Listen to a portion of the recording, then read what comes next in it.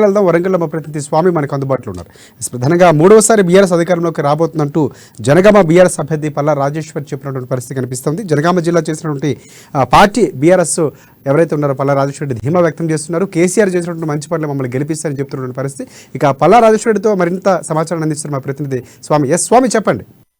తెలంగాణ రాష్ట్రంలో ఎన్నికలు సమీపిస్తున్న వేళ మొత్తానికైతే కారే గెలవాలి సారే రావాలనే చందంగా కూడా తెలంగాణ రాష్ట్రంలో కూడా బీఆర్ఎస్ పార్టీ మాత్రము ప్రచారం జోరు పెంచిందని చెప్పుకోవచ్చు. ఇప్పటికే మొత్తానికైతే ఉమ్మడి వరంగల్ జిల్లా వ్యాప్తంగా కూడా 12 నియోజకవర్గాలు ఉండగా అందులో భాగంగా జనగామ జిల్లా బీఆర్ఎస్ అభ్యర్థి ఎమ్మెల్సీ పల్లా రాజేశ్వర్ రెడ్డి కూడా మొత్తానికైతే ప్రచారం జోరు పెంచిందని చెప్పుకోవచ్చు. ఇప్పటికైతే మనము జనగామ జిల్లాలో ఉన్నాము. ప్రస్తుతానికైతే మనతో మాట్లాడడానికి పల్లా రాజేశ్వర్ రెడ్డి కూడా చేద్దాం. ప్రచారం ఎలా ఉంది? మొత్తానికైతే పల్లా రాజేశ్వర్ రెడ్డి గెలిస్తే మాత్రము కేసీఆర్ అత్యంత సన్నిహితులైన మంత్రి పదవికి పోతానని చెప్పి కూడా జనాలు అంటున్న పరిస్థితి కనబడుతుంది. సార్, మీరు ప్రచారం ఎలా కొనసాగుతుంది?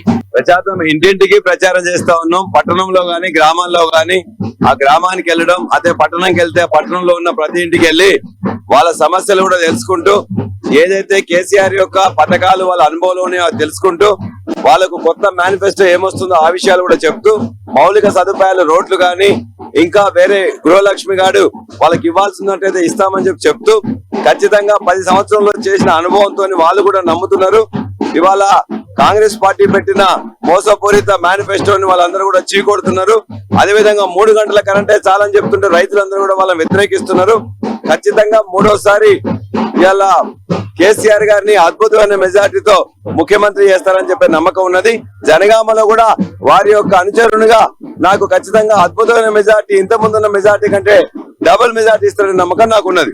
జనగామ జిల్లాలో పల్లా రాజేశ్వర్ రెడ్డి విద్యావంతుడు, కేసీఆర్ కుటుంబానికి అత్యంత సన్నిహితుడు, జనగామ జిల్లాకు మంత్రిగా కాబోతున్నారు. నిజమంటారా? ప్రజల ఆశీర్వాదం ఓకే అంటారా? ప్రస్తుతం గెలవడం అనేది నా యొక్క ఫోకస్. గెలిచిన తర్వాత ఏది గాని ముఖ్యమంత్రి గారి డిస్క్రిప్షన్ లో ఉంటే తప్ప అది అవన్నీ కూడా ఎవరు కూడా నేను కూడా ఊహించట్లే. అటువంటి నేనేమి కలలు కనట్లే. నేను ఇవాళ జనగామ నియోజకవర్గంలో ఇక్కడికి కావాల్సిన ఏదైతే మౌలిక సదుపాయాలు పెంచడంలో ఇప్పటికే సార్ మెడికల్ కాలేజ్ ఇచ్చిండ్రు, జిల్లా చేసిండ్రు, సాగునీళ్ళు ఇచ్చిండ్రు, మంచినీళ్ళు ఇచ్చిండ్రు.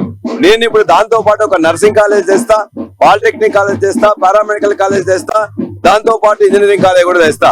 అదే విధంగా ఇండస్ట్రీ కారిడార్ లో భాగంగా ఇక్కడ ఏదైతే రైస్ బాగా పండుతుంది, రైస్ బేస్డ్ ఇండస్ట్రీ గానీ, లేకపోతే పాలు ఇక్కడ 60,000 లీటర్లు వస్తున్నాయి, ఫుడ్ ప్రాసెసింగ్ యూనిట్స్ గానీ, లేక పామ్ ఆయిల్ బాగా విస్తరిస్తున్నది, దానికి సంబంధించిన ఫ్యాక్టరీస్ కూడా పెడతాం.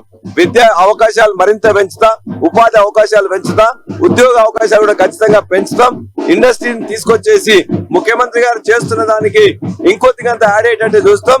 కాబట్టి ముఖ్యమంత్రి గారికి దీవెన ఇక్కడ అద్భుతంగా దొరుకుతుంది, వారితో పాటు నాకు కూడా ఇక్కడ జనగాంలో దొరుకుతుందని ఆశాభావంతో నేను ఉన్నా.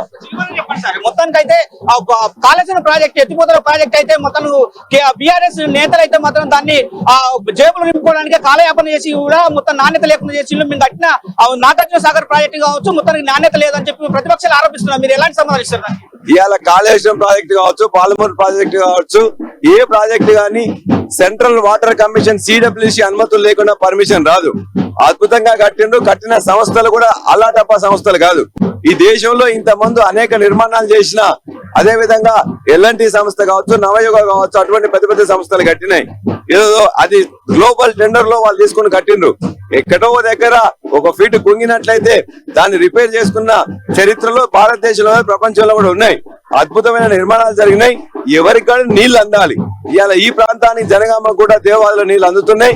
అదే విధంగా కాళేశ్వరం నీళ్లు మల్లన్న సాగర్ నుంచి డబాస్పల్లి ద్వారా అట్లా కూడా అందుతున్నాయి. నీళ్లు వస్తున్నాయా లేదని చూస్తారు తప్ప నీవు ఏదో ఒకటి కలపల్లి మాటలు చెప్తే ఎవరు నమ్మరు. ఖచ్చితంగా కాళేశ్వరం కట్టింది కేసీఆర్, నీళ్లు ఇస్తున్నది కేసీఆర్. ఇక్కడ పంట అధికంగా వండుతుంది కూడా ఈ జనగామ ప్రజలు. కాబట్టి వాళ్ళని ఎవరు కూడా విశ్వసించట్లేదు. జనగామ జిల్లా ప్రజలకు మీరు ఏం చెప్పదలుచుకున్నారు? జనగామను సమగ్ర అభివృద్ధి చేస్తా.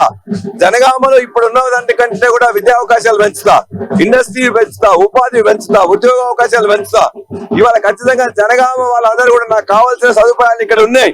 నేను జనగామ వారిని కాళ్ళ ఎగరేసే విధంగా చేస్తా. మొత్తానికైతే జనగామ జిల్లా కేంద్రంలో కూడా జనగామ జిల్లా అభివృద్ధికి ఆర్చనలు కష్టపడతా కృషి చేస్తా అభివృద్ధి ధ్యేయంగా కూడా పని చేస్తా అని అంటున్న పల్లా రాజేశ్వర రెడ్డి అయితే మొత్తానికైతే ఆయన వాక్యాలు అయితే ఆ జనగామ జిల్లా ప్రజలకైతే చేరవేసే విధంగా కూడా మొత్తానికి ఉన్నాయి. ఇప్పటికే జనగామ జిల్లాలోని కూడా ఎనలేని సేవకుడిగా నేను రానున్నా నన్ను ఆశీర్వదించానని చెప్తున్న పరిస్థితి.